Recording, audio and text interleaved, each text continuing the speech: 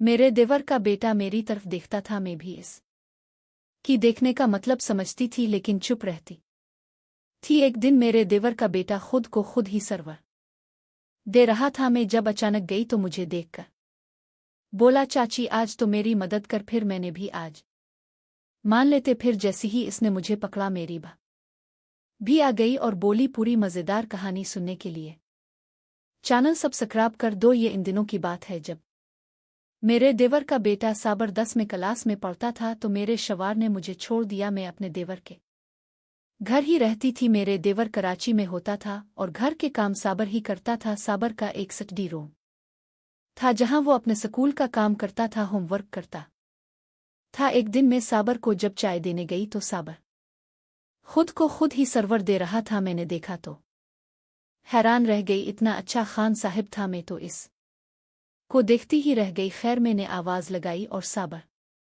भी तब तक संभल चुका था। अब मेरा भी इसे देख कर दिल चाहने लगा। काफी मुद्दत के बाद जब मैंने साबिर का खान साहिब देखा, मैं 1-2 दिन तो खुद को बस ऐसे ही बातों में लगाती रही। जब मेरा ज्यादा दिल चाहने लगा तो मैंने भी सोचा कि मैं भी खुद को राहत दे दूं, मुझे मुन थोड़ी है। खैर इस दिन इतवार का दिन था। मैं आ गई और खुद को ही खुद सर्वर देने लगी। तकरीबन 10 मिनट में साबर आ गया और मुझे देख कर बोला, चची जान आप ये क्या कर रही हो? मैंने कहा, यार बस कभी कभी हमसे भी हो जाता है। वो बोला कि चची ये सब सही नहीं है। मैंने कहा, अगले दिन तुम भी तो इसी काम में ही लगे हुए थे। जब मेरी बात साबर ने सुनी तो वो खुद एक लम्हे के लिए तो हैरान रह गया, लेकिन फिर बोला, बस चची कभी कभी इंसान का सबर जवाब दे जाता है। मैंने कहा, यही बात तो मैं तुम को कह रही हूं। वो बोला कि हाँ चाची, अगर कहो तो मैं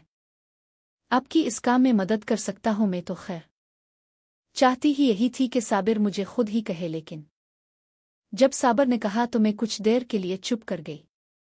साबर बोला, चाची जैसे आपकी मर्जी में तो जा रहा हो। मैंने कहा, नहीं नहीं तुम रुको, यहां लगा लेते हैं एक मैच। फिर हमारे एक खूबसूरत मैच का आगाज हो गया। इस दिन भाभी लोग सब किसी शादी पर गए हुए थे। फिर हमारा मैच लगा रहा। बहुत अच्छा लगा मुझे। साबर ने कहा, चची अभी तक हम दोनों ने ऐसे वक्त जाने दिया।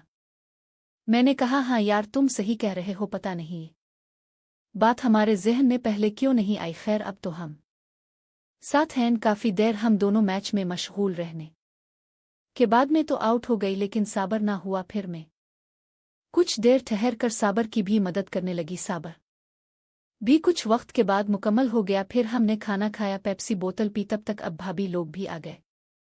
हम फिर पहले की तरह रहने लगे, लेकिन तकरीबन 5 दिन ही गुजरे थे। 5 दिन के बाद हम दोनों का मैच के लिए दोबारा दिल चाहने लगा। फिर कुछ दिन बाद घर वाले तो शहर चले गए, वहां हमारे रिश्तेदार आए हुए थे। फिर भाभी लोग सब वहां ठहर गए। मुझे भाभी ने कॉल की के महनाज के हाँ आज वहां हम रखेंगे। फिर तब तक साबर स्कूल से वापस आ गया। वो हफ्ते का दिन था। आज साबर को पढ़ना यानी होमवर्क भी बिल्कुल नहीं करना था, क्योंकि छठी थी। कल साबर आया और पूछा कि चची बाकी सब लोग घर वाले कहाँ गए हुए हैं? मैंने कहा, शहर गए हुए हैं मुहिनास के घर। आज वो लोग वहीं रहेंगे। मैं ने साबर को देखा। साबर ने मेरी तरफ देखा और एक दूसरे की तरफ देखकर आंखों में बोले जैसे एक दूसरे को कह रहे हों कि आज क्या सूरत-ए-हाल है। मैंने कहा, मैं तुम्हारे लिए खाना ले आती हूँ। फिर मैं ने साबर को खाना दे दिया। खाने के बाद वो बोला, चची बस अब तुम हिम्मत करो, मैं मजीद नहीं रख सकता। फिर मैं नूनगुना ने जल्दी से बर्तन समेट लिए। कुछ देर के बाद हमारे मैच का आगाज हो गया। फिर कुछ ही देर बाद हम मैच में दोनों मशगूल हो गए। फिर मैं कुछ देर के बाद मुकम्मल हो गई। मैंने कहा, फिर थोड़ी और कोशिश की तो साबर भी मुकम्मल हो गया। फिर हम दोनों बातें करने लगे। कुछ देर के बाद मेरी एक दोस्त आ गई। साबर और मैं मैच में ही बैठे थे। हमें देखकर बोली, तो आज असल काम हो रहे हैं। वो मेरी काफी गहरी और अच्छी दोस्त थी। उसका शौहर भी मुख से बाहर था।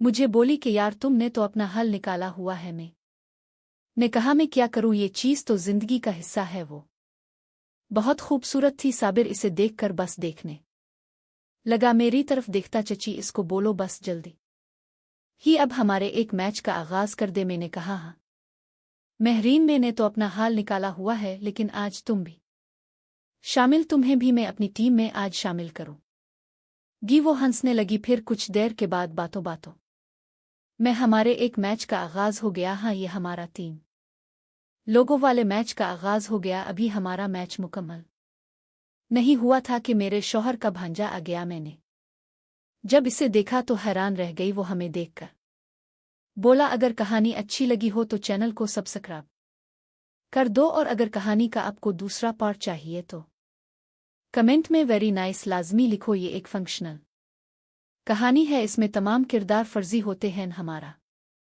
मकसद सिर्फ आपके खूबसूरत चेहरों पर मुस्कुराहट बिखरना है। कोई गलत फहमी के तौर पर ना ले। कुछ अल्फाज डबल मीनिंग पर मुज्तमा होते हैं, लेकिन उनका मकसद पाक होता है। कोई गलत फहमी के तौर पर ना ले। शुक्रिया। चैनल को लाजमी सब्सक्राइब कर दो।